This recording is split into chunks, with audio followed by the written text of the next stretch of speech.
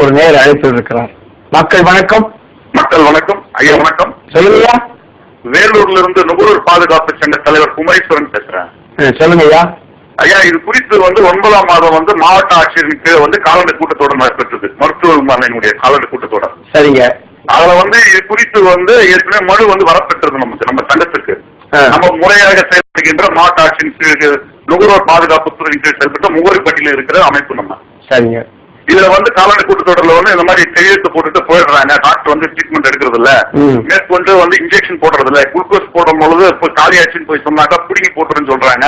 இது குறித்து ஆய்வு செய்திருக்கிறோம் அப்படின்னு சொல்லும் பொழுது அந்த என்ன சொல்றாரு, அந்த மருத்துவத்துறையினுடைய ஒரு அலுவலரும் நம்முடைய மாவட்ட ஆட்சித்தலைவர் உட்காரும் போது சொல்லும் போது ஏற்றுக்கிறாங்க கருத்தை. சரி.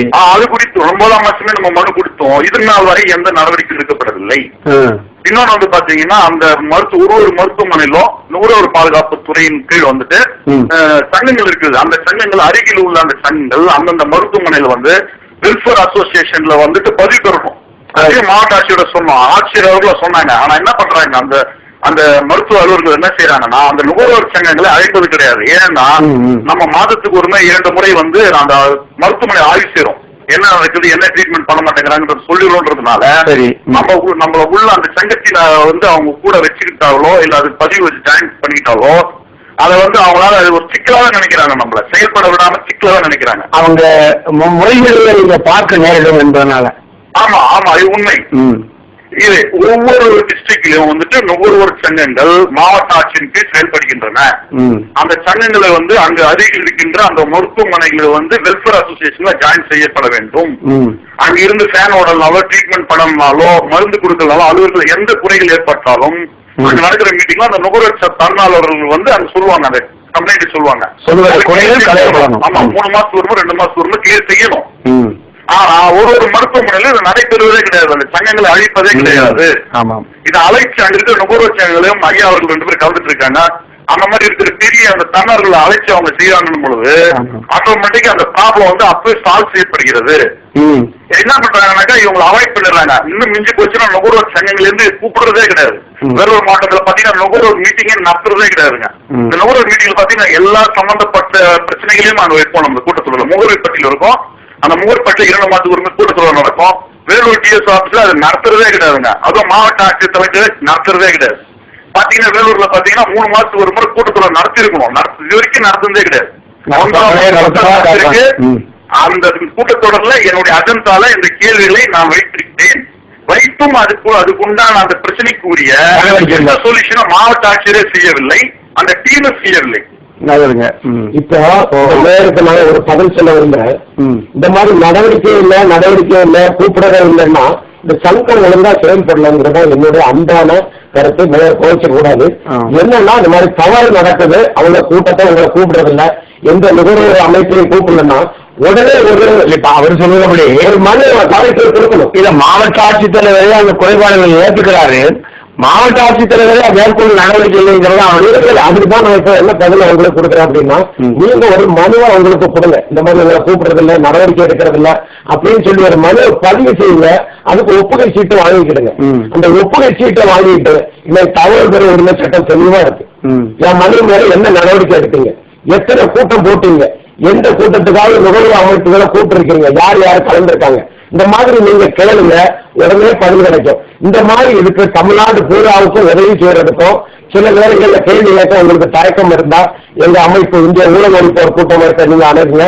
இந்த சர்வீஸ் தான் நாங்க ஃபுல்லா பண்ணிட்டு இருக்கோம். உங்களுக்கு நிச்சயமா விலை கிடைக்கும். நீங்க என்ன ஆதங்கப்படுறீங்களோ அடுத்த தடவை நிச்சயமா 100% நான் சொல்றேன். உங்களுக்கு இந்த தவறு மாவட்ட ஆட்சித்தலைவர் அலுவலகத்துல நடக்காது. அது உங்க கையில தான் இருக்கு.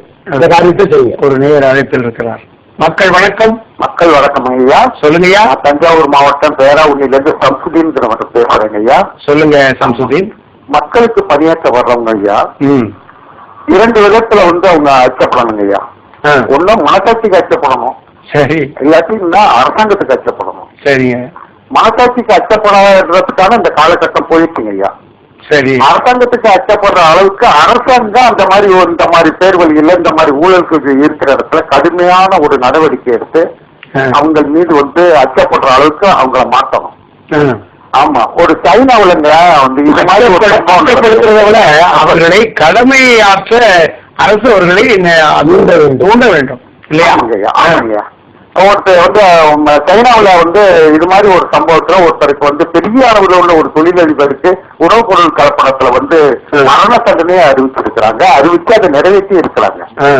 அது மூலமாகத்தான் இந்த குற்றங்களை எல்லாம் வந்து கடுமையான சட்டங்கள் மூலம் குறைக்கணும்.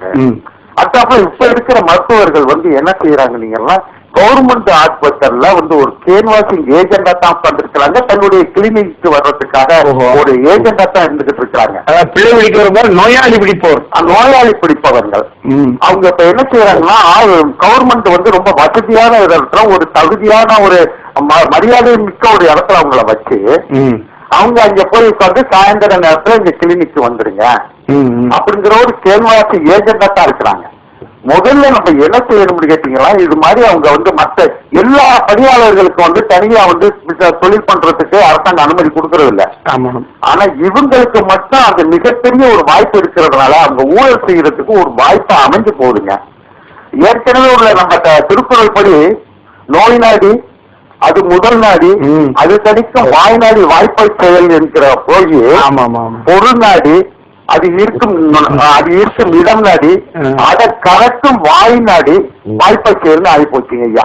நல்லதுங்க. ஆமாங்க ஐயா. அது மாதிரி ஒரு சூழ்நிலையா இருக்கிறதுனால இது மக்கள் விழிப்புணர்வை விட உங்களை மாதிரி ஒரு சமூகத்துக்காக பாடுபடுறவங்களை சேர்த்து தங்குவா ஊதுவோம் ஐயா. விடியுதான் விடியட்டுங்க. மகிழ்ச்சி. இப்போ அரசு வந்து அதற்கான கண்காணிப்பு வேலையை செய்ய வேண்டும் என்பது ஒன்று. அரசு வந்து இந்த பொதுவாக எல்லா மருத்துவர்களுமே வந்து அந்த பணியை செய்கிற நேரத்தில் ஆங்காங்கே இவர்கள் செய்கிற அந்த சிறிய தவறுகள்னால பொதுமக்கள் பாதிக்கப்படுகிறார்கள். எப்படி அரசு வந்து இதை கட்டுப்படுத்துவது அல்லது வந்து இவர்களை சரியாக கடமையாற்ற வைப்பதுன்னு நினைக்கிறேன். முறையாக அவங்க வந்து ஒரு கண்காணிப்பு இருக்கணும். இப்ப ஆரம்பத்துல நம்ம சொன்னது மாதிரி அவங்க உள்ள வர்றப்போ கைகளை பதிவு செய்து டைரக்டர் ஆபீஸ் சென்னைக்கு அது ரெக்கார்டு வரலாம்.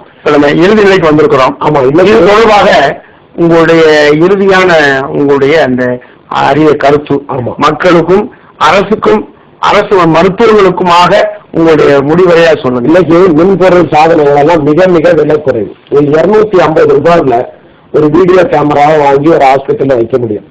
ஆஸ்பத்திரியில நடக்கிற மொத்த விஷயத்தை ரெக்கார்ட் பண்ண முடியும். இன்டர்நெட்ல அனுப்பலாம். ரொம்ப ரொம்ப சீப் ஆகி போச்சு இப்போ காலத்துல.